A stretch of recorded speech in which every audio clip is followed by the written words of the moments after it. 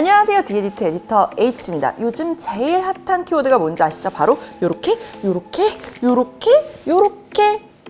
디스플레이가 접히는 폴더블 스마트폰이죠. 지난 영상에서 보여드렸던 중국 로열의 플렉스파이를 시작으로 삼성, 화웨이도 폴더블 스마트폰을 선보였습니다. 그리고 LG도 뭔가 접히는 걸 내놨어요. 지금부터 하나씩 정리해서 설명해 드릴게요. 가장 많은 주목을 받은 건 역시 삼성의 갤럭시 폴드입니다. 올해 10주년인 갤럭시 S10 시리즈가 약간 섭섭해질 만큼 삼성 언팩 행사에서 가장 많은 관심을 받았어요. 솔직히 로열의 플렉스파이가 세계 최초의 폴더블 폰이라고 공개됐을 때는 저는 개인적으로 좀 실망했었거든요. 뒷판에 그 쭈글쭈글 접힌 힌지 부분이나 두꺼운 베젤, 영상으로만 봐도 완성도가 좀 떨어져 보였어요. 근데 새로 공개된 갤럭시 폴드를 보고 저는 굉장한 어마어마한 국뽕을 맞아버렸던 것입니다.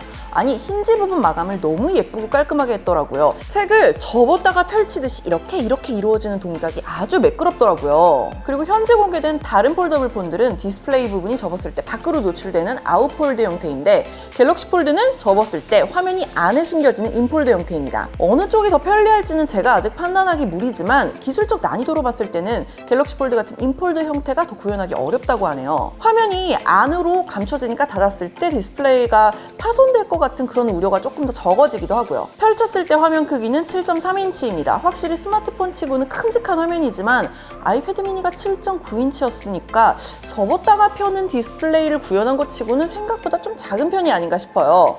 닫았을 때도 화면을 보고 조작할 수 있도록 외부에 4.6인치의 아주 작은 화면을 하나 더 배치했습니다.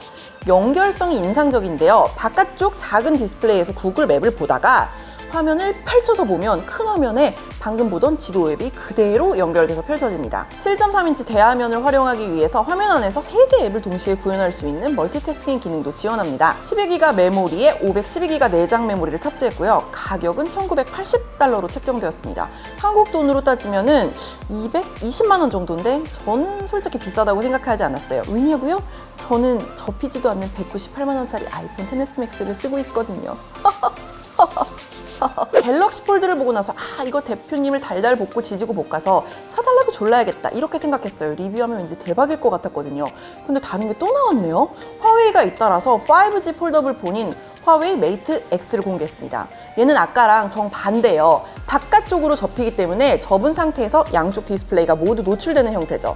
펼쳤을 때 화면은 갤럭시 폴드보다 큰 7.8인치입니다. 화웨이가 제품 공개 행사에서 삼성 제품을 완전 적극적으로 극딜하는 모습을 보였는데요. 화웨이의 폴더블 폰은 접었을 때 메인 화면이 6.6인치라서 충분하지만 갤럭시 폴드의 외부 화면은 고작 4.6인치라서 너무 작다고 언급했습니다. 또 화웨이 메이트 X는 노치나 카메라 홀이 없는 디자인일 뿐만 아니라 접었을 때 두께도 11mm로 갤럭시 폴드보다 더 얇다는 점도 강조하더라고요. 저는 갤럭시 폴드를 사려고 마음먹었는데 화웨이 얘기를 듣다 보니까 이게 화면도 더 크고 접었을 때 그냥 스마트폰처럼 쓸 수도 있고 5G도 지원하고 점점 더 화웨이가 더 쓸모있어 보이기 시작하더라고요. 그런데 한 가지 문제가 있었습니다. 공개 현장에서 영상을 보니까 디스플레이를 펼쳤을 때 접었던 자국이 약간 주름진 것처럼 쭈글쭈글하게 보이는 현상이 있더라고요. 약간 찝찝하죠? 아직 출시를 정확히 공개한 상태는 아니라서 정식 출시 전에 내구성에 대한 대책이 좀 더 필요할 것 같아 보입니다. 가격은 2,292유로, 한국 돈으로 따지면 290만 원대인데요. 갤럭시 폴드보다도 훨씬 비싼 가격대죠.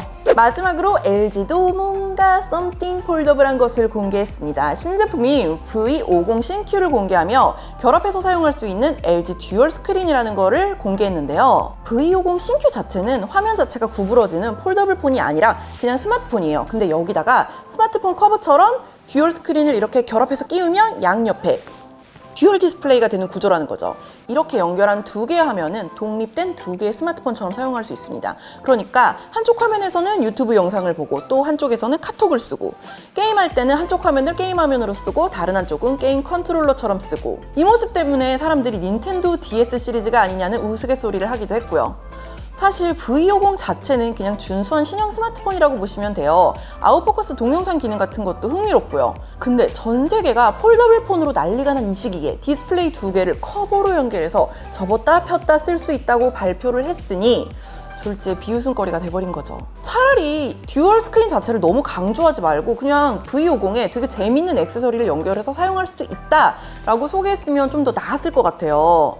타이밍이 너무 안 좋았던 거죠. 막 사람들이 LG 트윈스 에디션이라고 하고 핸드폰을 접을 게 아니라 폰 사업을 접을 게 아니냐고 하고 너무 많은 놀림을 받고 있어요. 사실 저는 LG가 폴더블 폰을 만들 기술력이 아예 없었을 거라고는 생각하지 않아요. 근데 폴더블 폰이라는 게 아직 대중화되지 않은 단계잖아요. 솔직히 다른 제조사에서도 많이 팔아먹으려고 만들었다기보다는 도전하는 마케팅에 가까운 그런 용도죠. 그렇다 보니 LG로서는 급하게 폴더블 폰에 도전하기보다는 조금 더 현실적인 대안을 선택한 게 아닌가 싶습니다. 듀얼 스크린은 별매라고 하는데 그래도 당연히 폴더블 스마트폰급의 200만 원을 넘지는 않겠죠? 최근 스마트폰 시장이 베젤 줄이기 경쟁 말고는 너무 지루하고 재미가 없었는데 간만에 폴더블로 재밌는 트렌드가 시작된 것 같습니다. 지금 당장 폴더블을 구입할 만한 사람은 그렇게 많지 않을 거예요. 저처럼 유난스러운 사람이 아니라면. 근데 좀 몇 년이 지나고 기술이 더 발전하면 종이접기처럼 한 번, 두 번, 세 번, 네 번 접어서 주머니에 쏙 넣어서 핸드폰을 가지고 다니는 그런 시대가 올지도 모르잖아요. 앞으로도 어떤 제품이 나올지 점점 기대가 됩니다. 여러분은 최근 나온 폴더블 스마트폰 중에서 어떤 게 제일 마음에 드시는지 댓글로 알려주세요. 그럼 저는 다음에도 깔끔하게 정리된 새로운 소식으로 찾아오겠습니다. 여러분 안녕. 안녕.